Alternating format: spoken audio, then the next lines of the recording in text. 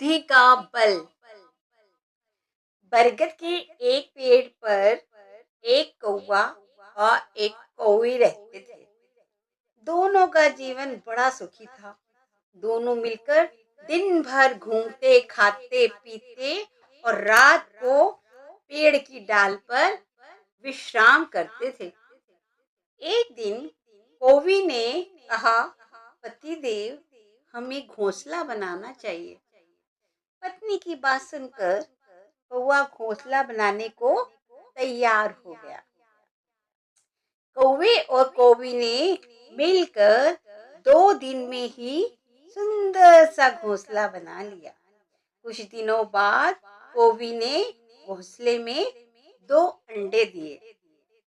कौवी अंडों पर बैठी रहती और कौवा उसके लिए प्रतिदिन भोजन लाता था।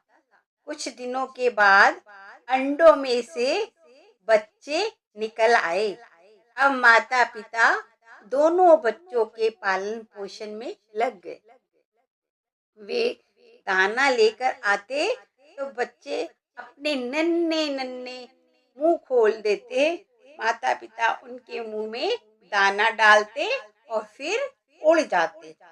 अपने बच्चों को देखकर कौवा और कौवी फूले न समाते थे।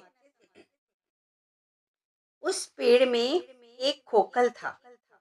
एक दिन उस खोखल में एक काला सांप आकर रहने लगा था। सांप ने जान लिया था कि पेड़ पर कौवे के बच्चे हैं। एक दिन वे पेड़ पर चढ़ा और उन बच्चों को खा गया। कौवे और कौवी ने देखा कि सांप घोंसले में बच्चों को खाकर नीचे उतर रहा है। अपने बच्चों के मरने से वे बहुत दुखी हुए। कौवी ने विलाप करते हुए कहा, पतिदेव, ये दुष्ट सांप जब तक नहीं मरेगा तब तक हमारे आगे होने वाले बच्चे भी कैसे बच सकेंगे। कौवे ने कौवी को धैर्य बंधाया और कहा, तुम निश्चिंत रहो, मैं इस सांप को मार कर ही दम लूंगा। कौवी ने पूछा, तुम इस सांप को कैसे मार सकते हो? ये तो तुमसे अधिक बलवान है। कौवे ने कहा, बुद्धि का बल शरीर के बल से बड़ा होता है। मैं बुद्धि द्वारा इसका नाश करूंगा। कौवे ने कौवी के कान में कुछ बात कही, जिसे सुनकर कौवी को विश्वास हो गया कि अब सांप अवश्य मारा जाएगा। वृक्ष से कुछ दूरी पर एक तालाब था। अगले दिन प्रातःकाल ही एक राजकुमार तालाब पर स्नान करने आया।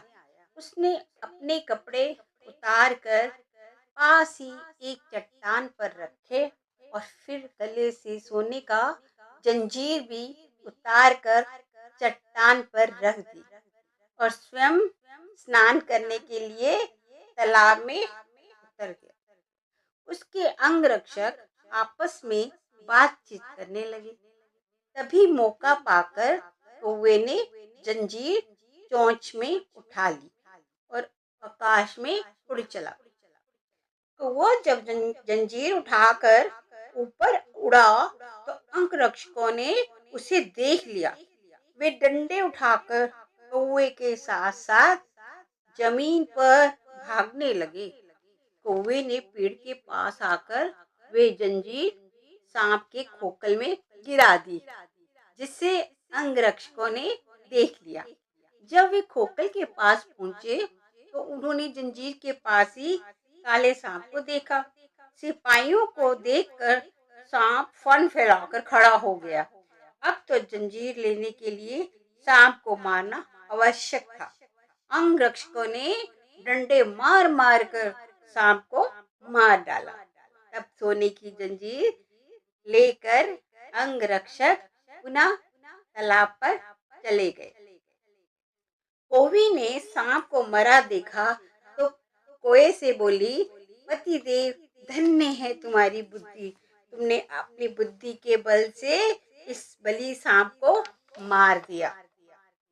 बुद्धिमान होने से हम अपनी रक्षा तो करते ही हैं, दूसरों का भला भी कर देते हैं।